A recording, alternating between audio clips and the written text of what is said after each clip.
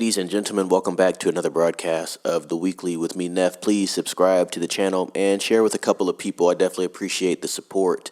So we got the teaser for Toy Story 5.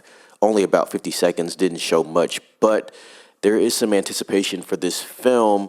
I do think 4 was a good stopping point, to be honest. I thought it concluded Woody's arc, his character arc overall.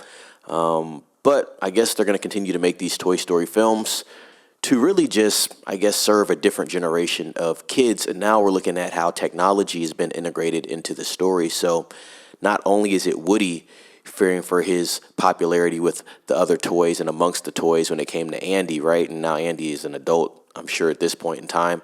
But now it's a new kid, right? So with that being said, you now have all of the toys in fear for their spot amongst the toys and popularity, even Buzz. And so you see Woody and Buzz kind of both in fear in this trailer here. Everybody's anticipating what's in the box as they see the package arrive at the house. Like I said, not too much shown in this teaser trailer, but they're letting you know that this film is coming out in summer of 2026. And I think this film's going to do very well. I think Toy Story's always done pretty well. Pretty much a cornerstone animated series from Pixar at this point. Very successful franchise. I actually went to go see the re-release of Toy Story on that anniversary there. I think it was, the 30th anniversary of Toy Story?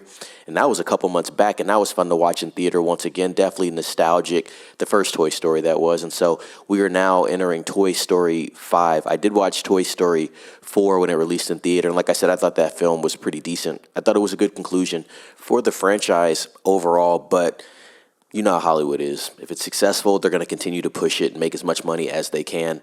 At this point in time, since you do have a younger kid involved now, a new kid, basically the new Andy, and you're introducing technology for the first time on this level in a Toy Story film, I could see them continuing to make these films, maybe even up to 8 to 10 films at this point in time. They just rebooted the series, and so it makes a lot of sense. But with that being said, I do believe it is a Toy Story for a modern audience. So it is going to have a connection, and it's going to be very relevant, especially for the younger generations that did come up with more technology.